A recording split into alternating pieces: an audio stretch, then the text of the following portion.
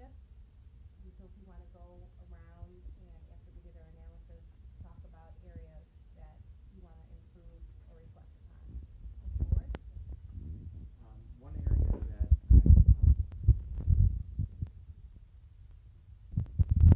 assessments to check their work, especially in writing, where they can go through a rubric or a checklist, and towards the end of the unit, go through their writing pieces and check it to see what they can add or improve on in the writing using a rubric.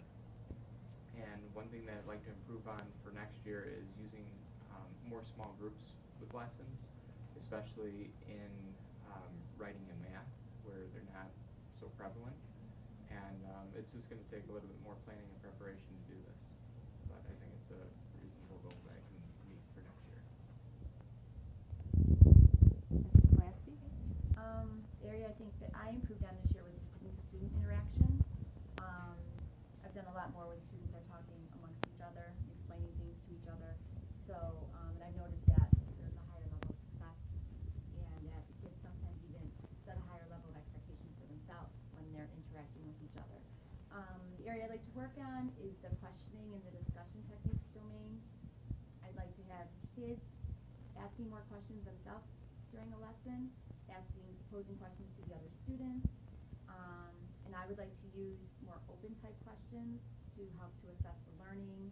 I want to be able to prompt the students more to express their feelings and their values, and I want them to be able to predict more possible incomes and to make connections.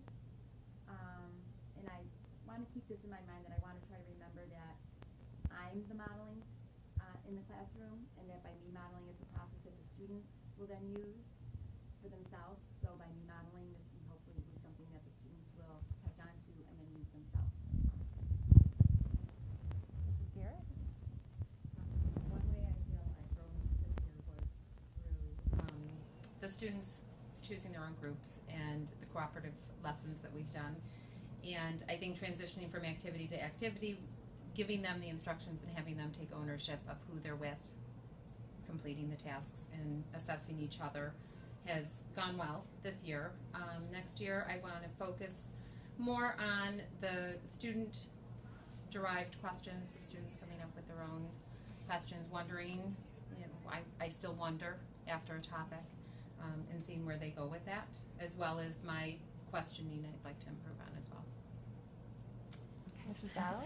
I've improved in the area of questioning, and I think that's a great high-level critical thinking skill. So I've been working on it over the past couple of years, especially with QAR implementing it. Specifically grades 2 to 5, the students are able to generate their own questions, and I like the open discussion that Cheryl touched on too. I like it when a question is posed and every student in the group can answer, drawing something from the text. Something that I need to work on is student self-assessment. I have worked on that this year in grades 3 through 5. However, I was observed using grade kindergarten and my primary groups, K to 2, I haven't focused as much on the student self-assessment, and I also like the idea of the peer assessment that was mentioned, so I'll be working on that for next year. Okay. One thing I improved on this year was the questioning techniques, and I think that's due in part to the focus that we've had more on QAR, and just bearing in mind, you know, when I'm formulating questions for the class, what types of questions that they are, and we're identifying the types of questions that are being asked of them in short answer activities when they're reading a text or reading a passage and answering questions from it. And the one area I thought that I needed improvement in was just setting a clear expectation for a lesson. You know, we talk about it at the beginning of the lesson, but oftentimes I don't come back to that at the end of the lesson to check for understanding. So that's one goal that I have, and I can just, you know, instead of just talking about it, maybe it needs to be posted somewhere in the classroom, be it on a poster or on the smart board or something like that, just so the kids keep it in mind too during the lesson. After reflecting on my observations from the past 2 years with instructional coaching, the 2 areas I really need to focus on is creating an environment of trust and respect, and engaging teachers in learning new instructional skills. In an effort to work toward both of these areas, I need to learn how to listen well and ask strategic questions of the my colleagues that I'm working with. And I also need to encourage others to discover who they are and what they are learning.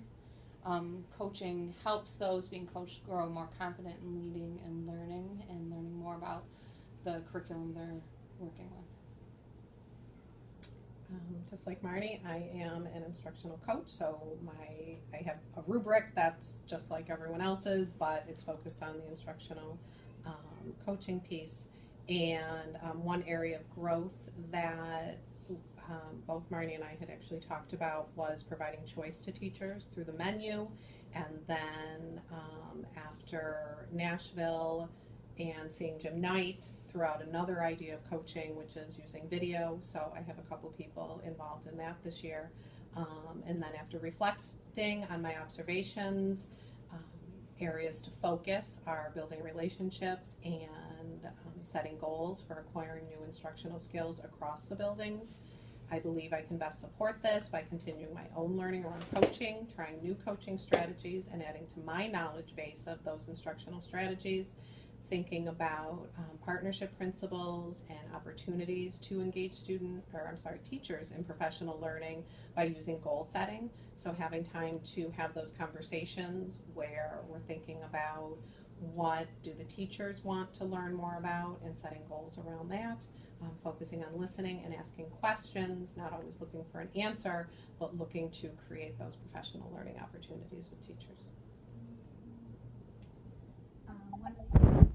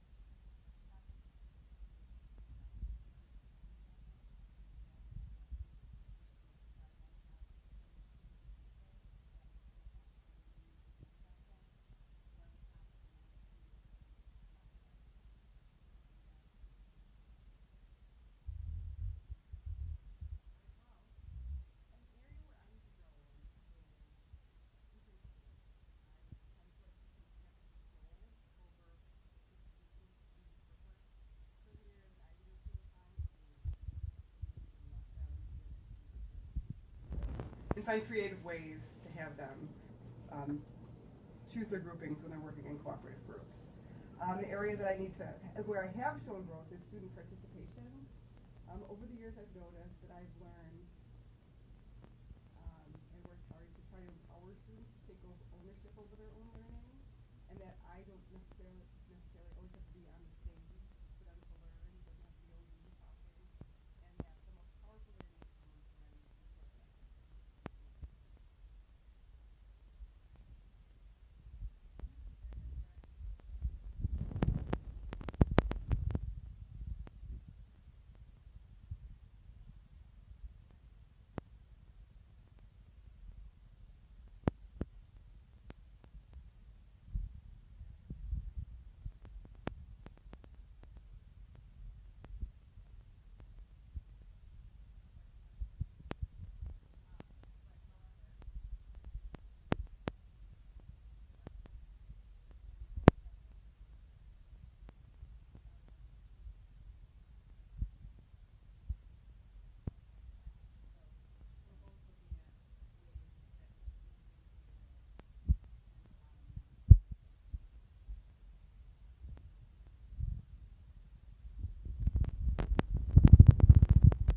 Listening to everyone.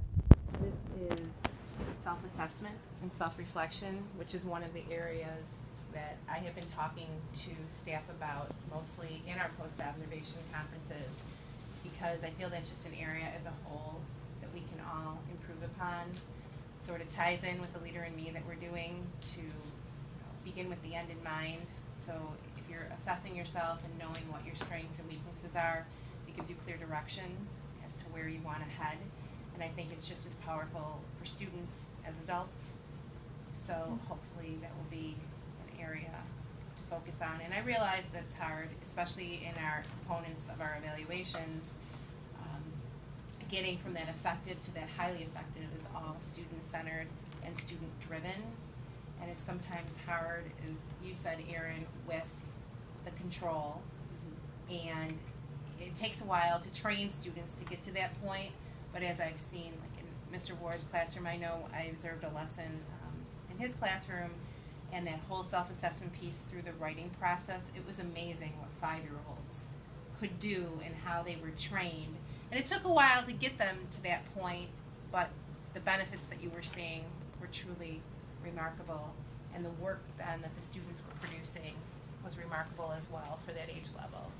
So it is possible. I just think we just need time, and I think as time goes on and we become more comfortable with our curriculum and with our rubric and assessment tool, and I think more of us will venture down those avenues.